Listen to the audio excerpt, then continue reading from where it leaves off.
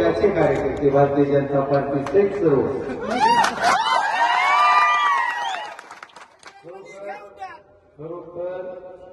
2019 budget सोडणं खूप चांगला होता. त्याचा सरकार आहे.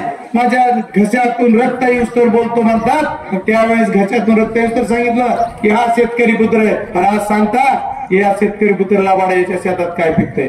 15 वर्षात 5 वर्ष तुम्ही बघितलं नाही का? यांना याची काय घेणं नाही. फक्त खोटं बोलले, लबाड बोलले, प्रत्येक वेळेस काहीतरी गप्पा आणणे. कालच्या तुमच्या आस्तीच्या सभेत आणखी एक काम केलं. ते म्हणले तुम्ही या सरपंचाला माझ्याकडे कामाला आल्यानंतर तुमच्याकडे आल्यानंतर काय उत्तर देणार यांना कामासाठी. अरे ते महाराष्ट्रातला मुख्यमंत्री जसा महाराष्ट्राचे मुख्यमंत्री आहे तसा या गावचा सरपंच सुद्धा गावचा मुख्यमंत्री आहे. ते पंचायत राजनं दिलेला त्यांना अधिकार आहे. ते स्वाभिमानी सरपंच आहेत. त्यांना तुम्ही लाचार बनताय, दाब देताय. दाब देऊ नका साहेब, विनंती केली तुम्ही दाब देऊ नका.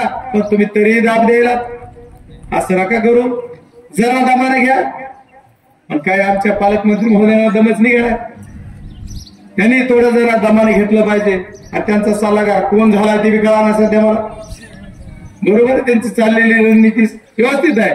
पण मी तुम्हाला सर्वांना एकच सांगतो शेवटचा की मी ज्यावेळेस या लोकसभेत जाईल आणि या बीड जिल्ह्याचा प्रतिनिधी म्हणून लोकसभेत तुमचं प्रश्न मांडताना या माझ्या शेतकऱ्यांचा, कष्टकऱ्यांचा, ऊसतोडांचं, कामगारांचं जे प्रश्न आहेत ते मांडण्यासाठी मी कटिबद्ध राहील. शेतकऱ्यांच्या शेतीमालाला भाव मिळाला पाहिजे. माझ्या कांद्याचं अनुदान मिळाला पाहिजे. माझ्या ज्वारीचा असेल, सोयाबीनचा असेल अनुदान मिळालं पाहिजे. त्याला योग्य भाव मिळाला पाहिजे. हमी भाव मिळाला पाहिजे. वेळ प्रसंगी आपल्या जिल्ह्याला वेगळं करण्याची वेळ आली म्हणजे वेगळं म्हणजे हाच भाव करून जरी एखादी गोष्ट मंजुरी घ्यायची वेळ आली तरी ती घेण्यासाठी मी झगडल असा तुम्हाला सर्वांना शब्द देतो.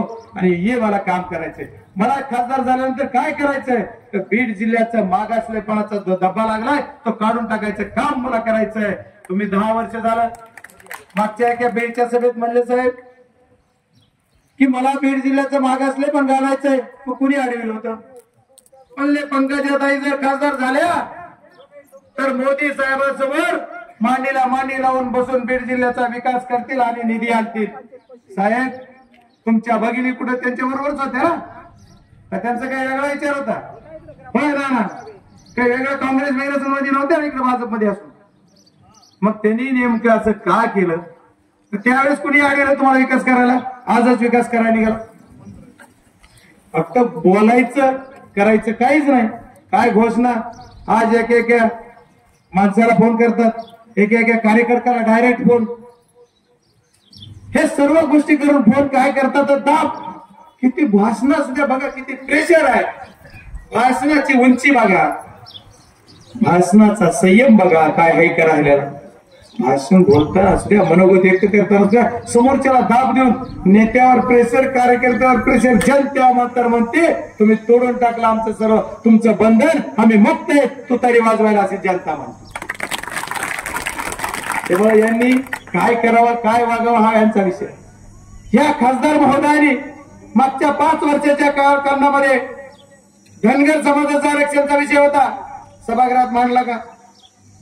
मुस्लिम समाजाचा आरक्षणाचा विषय होता, मांडला का?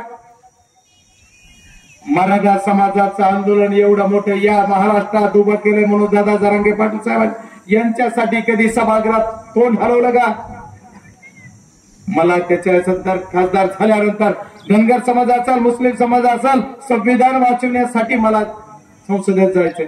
आणि ही जी बीड जिल्ह्यामध्ये नव्हे तर महाराष्ट्रामध्ये नव्हे तर देशात मराठा आरक्षणाची जी चळवळ उभी केली, या चळवळीमध्ये जी आदरणीय मनोजदादा जरांगे पाटलांची जी मागणी असेल त्या मागणीमध्ये मी सभागृहात मांडणार असा शब्द तुम्हाला सर्वांना देतो. याच्यासाठी मला खासदार व्हायचं आहे, याच्यासाठी मला खासदार व्हायचं आहे. एबीपी माझा, उघडा डोळे बघा नीट.